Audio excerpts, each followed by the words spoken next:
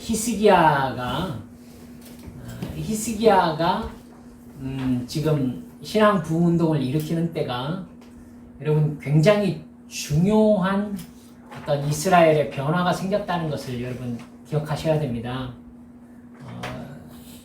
북이스라엘이 멸망한 시대에 끼어있는 사람이 바로 히스기야거든요.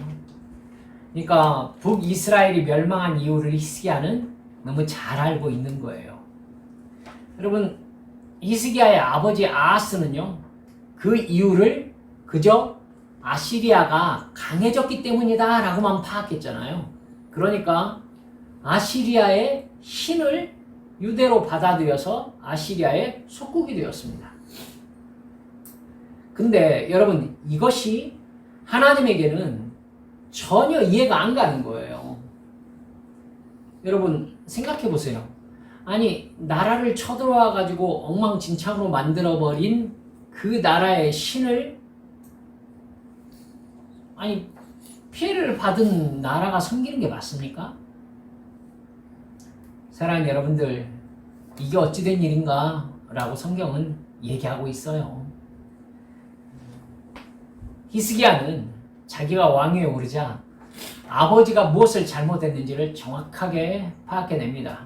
그래서 히스기야는 하나님께로 온 이스라엘을 돌아오게 하는 것만이 이스라엘이 망하지 않는 방법이다 라고 깨닫습니다. 그래서 여러분, 히스기야가 결단을 내린 게 굉장히 중요해요. 단에서부터 브엘세바까지 라고 얘기하잖아요. 흔히들 저 위 갈릴리 지방에서부터 남유다 광야에 이르기까지 모두 다 가나안 땅을 일컫는 말이 단에서부터 브엘세바까지입니다. 여러분, 유다의 왕 중에서 솔로몬 이후의 왕 중에 그 어느 누구도 단에서 브엘세바까지 자기의 명령을 전하지 못했어요. 그럴 수밖에요. 유다는 기껏해야 베냐민 지파와 유다 지파 요만한 면적의 왕이었기 때문이지요. 여러분, 근데 히스기야는 이미 멸망한, 아시리아에 멸망당한 북이스라엘 땅에 있는 유대인들까지 수많은 포로들이 끌려갔고, 여러분, 아하스의 잘못으로 남유다에서도 포로가 끌려간 이 상태지만은 히스기야는 왕위에 오르자 나라의 운명은 하나님이 결정하신다라는 걸 정확하게 깨닫고요. 여러분, 저 위쪽 단에서부터 마지막 브엘세바까지 왕의 명령을 전달하는 이 보발꾼들이라고 한 거 보니까 나라가 상태가 좋은 상태였을까라고 생각을 하게 됩니다. 여러분, 보발꾼 하면은 걸어서 소식을 전하는 사람들입니다. 실제로 그냥 편리하게 쓰는 말로서 보발꾼이라고 했을지는 잘 모르겠어요. 보통 왕의 명령이 딱 내려지면은 말을 타고 가거든요. 이제 기마병이 왕의 명령을 전달하게 되는데 보발꾼이 출발했어요. 그러니 단에서부터 브엘세바까지 왕의 명령을 전하기에 상당한 시간이 걸리지 않았을까라고 생각하게 됩니다. 그래서 그런지 몰라도 히스기야가 유월절을 지키자라고 해서 온 이스라엘에 명령을 전했는데도 불구하고 그 시기와 어떤 제사장들이 준비되어 있는 것이 모두 다 이렇게 완전히 준비되기가 어려웠습니다. 그래서 하나님께 기도하고 온 민족이 유월절을 지킨다는 게 큰 의미가 있지 않느냐라고 하면서 유월절을 지키기로 작정하고 온 이스라엘 백성들이 예루살렘으로 모여서 하나님 앞에 유월절을 지키고 다시 부흥이 시작되어지는 그런 역사를 기록하고 있는 게 오늘 본문 말씀입니다. 여러분, 먼저 두 가지 하나님께로 돌아와라 라고 하는 말씀을 여러분 살펴보았죠. 지난 시간 강의한들 여러분들 버리지 마시고요. 잘 살펴서 좀 읽어봐 주시기 바랍니다. 하나님께로 이렇게 하여라, 그렇지 않으면 하나님이 이렇게 하실다라는 조건문을 네 가지를 살펴보고 있습니다. 오늘은 세 번째 조건문들을 한번 살펴봅시다. 세 번째, 기쁘게 섬김으로써 여호와께 돌아오라. 그렇지 않으면 그의 분노를 우리에게서 거두지 아니하실 것이다. 8절에 나온 말씀입니다. 하나님을 기쁘게 섬겨라. 8절 보면은 그런즉 너희 조상들 같이 목을 곧게 하지 말고 여호와께 돌아와 영원히 거룩하게 하신 전에 들어가서 너희 하나님 여호와를 섬겨 그의 진노가 너희에게서 떠나게 하라 라는 말씀입니다. 여러분, 과거 조상들의 실패와 그들이 물려준 현재의 상황을 핑계하지 않고 자기의 문제로 받아들이려는 사람들에게 세 가지 명령이 주어지고 있습니다. 여호와께 돌아오라, 하나님의 전에 들어가라, 너희 하나님 여호와를 섬겨라. 다시요, 여호와께 돌아와서 하나님의 전에 들어가서 너희 하나님 여호와를 섬겨라. 이러한 명령들을 준수할 때에 앞선 세대들이 목을 곧게 함으로써 하나님께 심판받았던 것을 피할 수 있다는 것입니다. 여러분, 목이 곧다는 여러분들 어떤 뜻인지 아시죠? 목이 곧다? 목이 곧다는 것은요, 파라오에게 그의 마음이, 옛날 성경은 강팍했다 이렇게 말이 어려워서 그 개역개정에서는 완고하다라고 바꿨거든요. 근데 강팍했다라는 말이 참 이렇게 제가 오랫동안 이렇게 성경을 읽어왔기 때문에 그게 아직도 깊게 남아있어요. 여러분, 바로의 마음이 완악했다, 강팍했다, 이 말이 목을 곧게 하였다라는 말하고 같은 단어입니다. 여러분, 하나님의 뜻을 알면서도 거스르는 상태를 의미합니다. 성령을 거스리는 무서운 죄의 상태를 나타내는 말입니다. 반대로 굴복한다 라는 말은 손을 여호와께 드린다라는 의미예요. 역대상 29장 24절을 보면은 모든 방백과 용사와 다윗 왕의 여러 아들들이 솔로몬 왕에게 복종하니 이렇게 나옵니다. 복종하니라는 말이 손을 밑에 내어놓다 라는 의미입니다. 여러분, 손은 충성의 서약입니다. 우리는 하나님 앞에 항복하면서 내 손을 주님 앞에 내놓는 삶을 살고 있는지 점검해야 될 필요가 있습니다. 이렇게 여호와께로 돌아오면은 하나님의 전에 들어가야 합니다. 우리의 삶에서 공동체가 모여서 하나님을 만나는 공적 예배 행위가 올바로 자리를 잡지 못하면 하나님께 돌아가는 것이 불가능합니다. 히브리서 10장 25절에서도 뭐라고 하느냐면 모이기를 패하는 어떤 사람들의 습관과 같이 하지 말고 오직 권하여 그날이 가까움을 볼수록 더욱 그리하자 이러면서 공적 예배의 중요성을 대단히 강조하고 있습니다. 여러분, 공적 예배가 중요하다라는 거 아무리 강조해도 부족하지가 않아요. 사랑하는 여러분들, 생각해 보세요.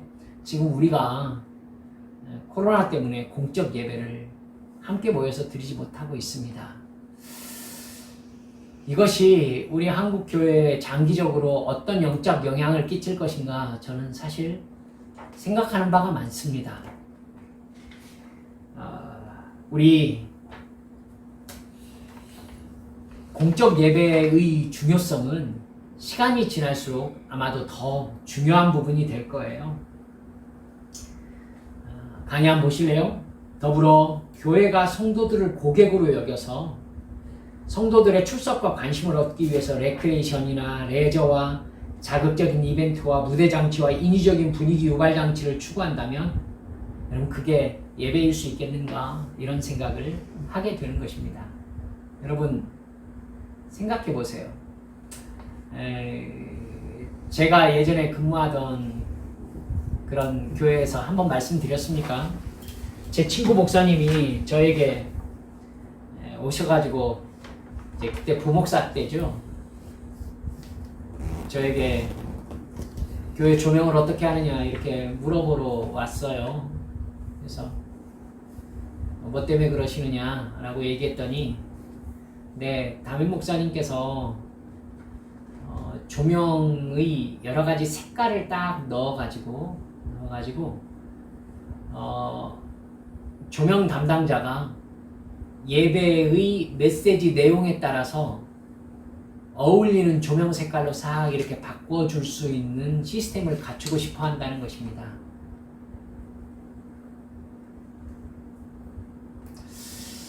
저는 그 말 듣고 정말 생각이 많았습니다. 목사님이 뭐 메시지를 강하게 막 선포하고 있는 그런 장면에는 빨간색 조명을 강하게 넣어야 될까요? 막 회개하라 라고 얘기하면은 정말 생각이 많아지더라고요. 그렇게 못할 수는 없겠죠. 할 수야 있겠죠. 그것이 하나님께 드리는 예배에서 주님께 어떤 느낌이 들까요? 사랑하는 여러분들, 이 예배가 하나님의 말씀의 선포가 아니라 성도들의 감정을 움직이려는 데 목적을 가지게 될 때 그것은 예배일 수 없다는 것을 우리 한빛 성도들 정확하게 깨달으시기 바랍니다. 이런 교회와 성도는 세 번째 말씀인 여호와를 섬기라는 말씀에 순종할 수가 없습니다. 현대의 성도들은요, 매이는 걸 싫어하고 하나님을 위한 헌신과 봉사를 귀찮아합니다. 그래서 큰 교회의 군중에 섞여서 일주일에 겨우 한 번 마음 없는 예배 자리에 앉아서 입술만에 봉사하는 것을 선호합니다. 하나님 그분이 아닌 다른 무엇을 향한 충성심이나 흥미가 우선될 때에 그것은 교회 안에 있는 우상일 뿐입니다. 그리고 그것에 몰두하는 행위는 우상 숭배일 뿐이에요. 얼마나 많은 교인들이 직업이나 가족, 친구, 여가 시간, 휴가, TV, 스포츠, 인간관계, 야망을 섬기며 삽니까? 그러한 것들을 누리려는 욕망을 이루기 위해서 하나님을 도우미로 고용하고자 하는 마음으로 교회에 나오는 사람들이 얼마나 많냐는 거예요.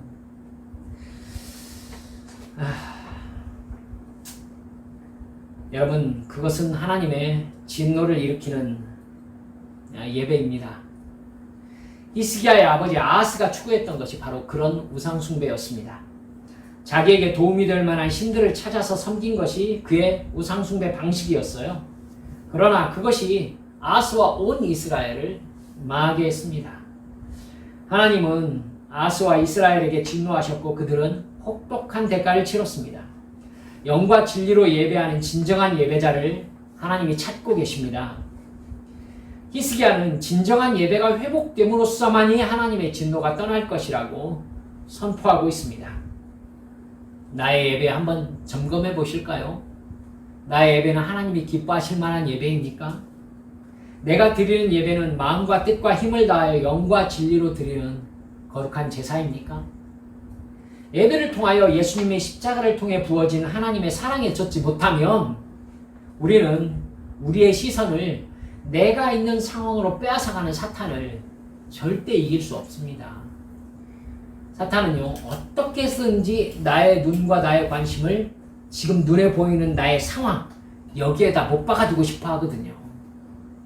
그런데 영과 진리로 하나님 앞에 예배드리고자 하는 사람만 영적인 세계를 깨닫고 성령 충만함으로써 하나님의 뜻을 분별할 수 있게 되는데, 여러분, 이게 되지 않는다면요, 우리의 관심은 절대 눈에 보이는 이 세상에서 떠날 수가 없습니다. 사랑하는 여러분들, 그러면은 결국 종교라는 것이 이 세상에서 내가 필요한 것을 달라고 하는 도우미로서의 신을 섬기는 그런 종교행위밖에 되지 못한다는 것이죠. 그런 사람에게 가장 좋은 신이 뭐겠습니까? 알라딘의 요술램프에 나오는 신이 되는 것이죠. 그래서 용한 사람들을 찾아가게 되는 이런 죄악을 저지르게 되는 것입니다. 우리 한빛 성도들, 그러한 믿음, 그런 헛된 믿음에 사로잡히지 않는 믿음의 성도들 되시기를 주님의 이름으로 축원합니다. 마지막 네 번째, 쉬지 않는 기도로서 여호와께 돌아오라. 그렇지 않으면 우리로부터 그의 사랑과 현존하심을 거두실 것이다. 9절 말씀입니다. 9절 한번 제가 읽어드릴게요. 너희가 만일 여호와께로 돌아오면 너희 형제들과 너희 자녀가 사로잡은 자들에게서 자비를 입어 다시 이 땅으로 돌아오리라. 너희 하나님 여호와는 은혜로우시고 자비하신지라. 너희가 그에게로 돌아오면 그의 얼굴을 너희에게서 돌이키지 아니하시리라 하였더라. 아멘. 여러분, 히스기야는 온 유다 사람에게 여호와께로 돌아오라고 간절히 외치고 있습니다. 그것은 온 유다에게 하나님의 용서를 구하라고 말한 것입니다. 이 모습은 마치 모세가 백성들이 금송아지를 숭배한 죄를 용서해달라고 하나님께 간구하던 모습과 참 비슷합니다. 그리고 포로로 끌려간 이스라엘을 회복시켜달라고 간구하던 이 다니엘의 모습과도 참 비슷하죠. 다니엘은 다니엘서 9장에 나오는 그의 짧은 기도에서 우리에게 라는 표현을 무려 39번이나 사용하고 있습니다. 우리가 죄를 지었습니다 라고 이렇게 하나님 앞에 구하는 다니엘, 전체 공동체의 죄를 자기의 죄로 고백하고 있는 것이죠. 자기와 그의 백성을 동일시 여기고 있는 것입니다. 우리의 기도는 어떻습니까? 우리는 오직 우리 자신과 우리의 가족들과 우리에게 가까운 사람들만을 위해서 기도하는 일이 너무나 많지 않은가 돌아봐야 합니다. 우리들이 아니면 우리의 지역사회, 이 나라의 미래인 청소년들, 그리고 세상으로부터 지탄을 받고 있는 우리 한국교회, 그리고 더 나아가서 한국 사회와 세계를 위해서 도대체 누가 기도하겠습니까? 우리는 그 그룹의 죄에서 정말 자유롭습니까? 우리도 기도 영역을 넓혀서 우리 자신의 죄뿐만 아니라 다른 사람들의 죄와 이 나라 이민족의 죄를 자복할 수 있는 기도까지 드릴 수 있어야 되지 않겠는가 생각하게 됩니다. 우리의 회개는 죄로부터 돌아서는 진정한 방향 전환이 있어야 합니다. 그리고 우리 마음과 감정과 의지와 에너지 등을 전적으로 하나님께 드리는 삶의 서약을 할 수 있어야 합니다. 우리는 회개하고 회개에 합당한 열매를 맺어야 되는 것이죠. 또한 주의 이름을 부르는 자마다 불의에서 떠날지어다 라고 하신 의미를 포함해야 합니다. 하나님 앞에 회개했으면 내가 악하다라고 하나님께서 깨닫게 하신 그 죄로부터 벗어나야죠. 그렇게 진실함과 간절함으로 하나님께 회개할 때 하나님이 우리에게로 돌아오시겠다라고 약속하셨습니다. 회개가 하나님이 부어주시는 축복의 조건이라면 예레미야의 선포를 기약해야 될 필요가 있습니다. 너는 가서 북을 향하여 이 말을 선포하여 이르라. 예레미야 3장 12절에서 15절까지 말씀이거든요. 제가 읽어드릴게요. 너는 가서 북을 향하여 이 말을 선포하여 이르라. 여호와께서 이르시되 배역한 이스라엘아 돌아오라. 나의 노한 얼굴을 너희에게로 향하지 아니하리라. 나는 긍휼이 있는 자라. 노를 한없이 품지 아니하느니라. 여호와의 말씀이니라. 너는 오직 내 죄를 자복하라. 이는 내 하나님 여호와를 배반하고 내 길로 달려 이방인들에게로 나아가 모든 푸른 나무 아래로 들어가서 내 목소리를 듣지 아니하였음이라. 여호와의 말씀이니라. 배역한 자식들아 돌아오라. 나는 너희 남편임이라. 내가 너희를 성읍에서 하나와 족속 중에서 둘을 택하여 너희를 시온으로 데려오겠고 내가 또 내 마음에 합한 목자들을 너희에게 주리니 그들이 지식과 명철로 너희를 양육하리라. 이렇게 기록되어 있습니다. 요엘의 선포도 이렇게 얘기합니다. 마음을 다하여 내게로 돌아오라. 너희는 옷을 찢지 말고 마음을 찢으라. 요엘서 2장 12절 13절 말씀입니다. 말라기 말씀도 이렇게 선포하죠. 내게로 돌아오라. 그리하면 나도 너희에게로 돌아가리라. 히스기야는 온 유다가 그렇게 하나님께로 돌아가면 하나님이 진노하심으로 포로로 잡혀가게 했던 형제들과 자녀들이 다시 돌아오게 하실 것이다 라고 말씀합니다. 하나님의 은혜가 회복될 것이다 이 말씀이신 거죠. 우상을 숭배하며 하나님을 거역할 때에 얼굴을 돌리신 하나님이 다시 은혜와 자비의 얼굴빛을 비추어 주실 것이다. 이렇게 말씀하신 것입니다. 그것이 바로 하나님의 현존하심입니다.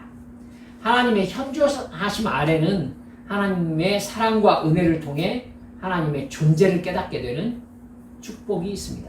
우리가 회개하면은요, 여러분 이렇게 하나님을 경험하지 않기를 간절히 바라지만은 하나님 앞에 회개하면은 하나님께서는 우리의 죄 때문에 묶어두셨던 것을 풀어주십니다. 우리의 죄 때문에 눌러두셨던 것을 놓아주십니다. 여러분 그렇기 때문에 하나님께서 풀어주시고 놓아주시는 것을 보면서 하나님의 현존하심을 느낄 수 있게 된다라는 것입니다. 여러분 우리는 죄로부터 돌아서서요 하나님과 평소에 늘 가깝게 동행함으로 말미암아 하나님께서 우리에게 징계로서 어떤 묶어두시고 눌러두시는 이런 징계를 경험하는 게 아니라요, 하나님과 우리와의 관계에서 하나님이 우리를 사랑하시기 때문에 복을 주시려고 우리를 훈련시키는 훈련 과목으로서 고난을 경험하게 되는, 여러분 고난을 경험하기 싫겠지만은요 사실은 사람은 고난이 아니고서는 자기를 돌아보지 않거든요. 그 악한 죄성이 있기 때문에 하나님은 가끔 가다가 이렇게 주마가편이라고 달리는 말에 이렇게 채찍질을 가한다라고 말씀하시는 것처럼 하나님께서 우리가 신앙생활 잘하고 있을 때에 하나님의 어려움을 가끔 가다 주세요. 이건 죄 지었으니까 회개하라 이런 뜻이 아니라 네가 더 영적인 단계로 올라와서 하나님과 더 가까이 하나님을 경험하고 뿐만 아니라 영적인 단계가 올라오는 만큼 하나님의 사명이 있거든요. 그 사명에 해당하는 여러분 틀림없이 물질이 있어요. 그리고 관계가 있습니다. 그렇기 때문에 이걸 하나님의 뜻대로 사용할 수 있을 만한 영적인 능력을, 영적인 자격을, 어떤 영적인 지혜를 얻게 하시려고 고난을 주시는 거죠. 여러분 그 고난을 하나님과 가까이 있는 사람일수록요 그 고난을 당할 때 하나님께 더 가까이 나아가요. 그래서 그 고난을 쉽게 극복해요. 하나님 이게 훈련인 건 압니다. 훈련을 망하게 하려고 주는 사람이 어디가 있습니까? 이걸 통과하면 더 강해지는 거고 더 능력이 성장하는 거잖아요. 그러니까 하나님께로 가까이 나아가서 주님의 훈련을 믿음으로 잘 통과해가지고 하나님이 주시는 복을 받을 수 있는 믿음의 그릇이 준비되는 것입니다. 여러분 그런 과정을 통해서 주님을 경험한다는 것이 훨씬 더 행복한 거 아니겠습니까? 겨우 하나님 앞에 회개했더니 하나님께서 묶어놓으시고 눌러놓으셨던 것 풀어주셨습니다. 그것도 좋지만요, 무슨 말인지 아시겠죠? 하나님의 사랑은 예수 그리스도의 십자가로 이미 우리에게 부어졌습니다. 우리가 그 사랑을 믿는 순간 우리는 하나님의 자녀로서 영원한 하나님의 사랑의 대상이 됩니다.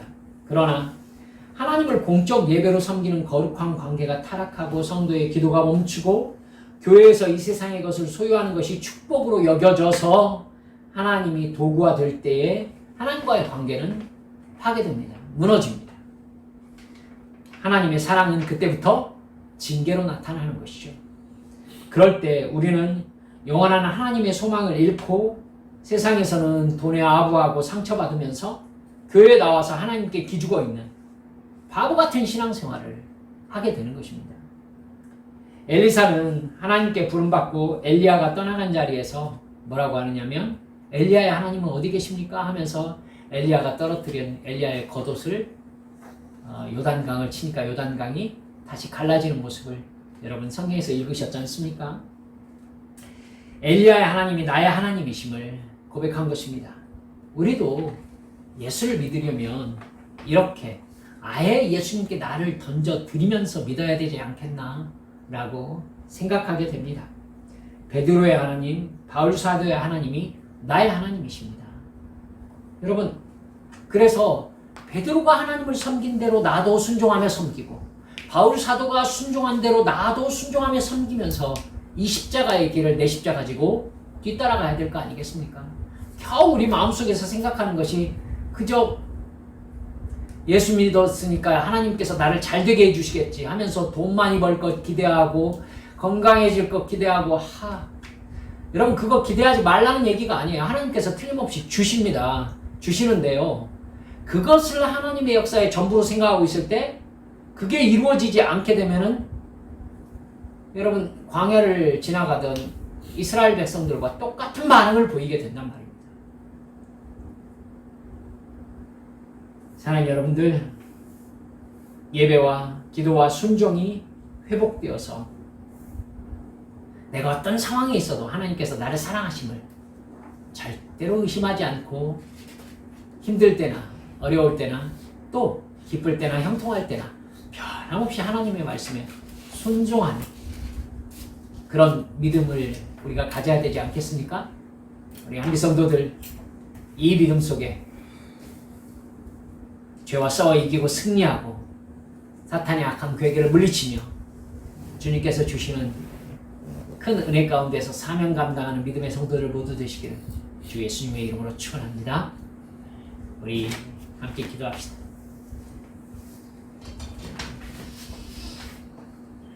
우리 시간 기도할 때요, 우리도 히스기야의 신앙 부흥운동처럼 하나님께 돌아오라, 슈브하라 라고 할 때에 그 소리를 민감하게 들을 수 있어야 돼요. 그 소리를 민감하게 듣고 순종하는 사람이 얼른 이게 지금 징계인지 아니면 훈련인지를 올바로 깨달을 수 있어요. 여러분, 징계라면 회개하고 빨리 돌이켜야 되지 않겠습니까? 여러분, 주님께서 우리를 훈련하시는 거라면은 두려움 없이 우리 주님 앞으로 나아가서 주님, 저는 언제나 주님만 의지하고 사랑합니다 하면서 우리의 믿음을 멋지게 보여드려야 되지 않겠습니까? 둘 다 모습은 똑같아요.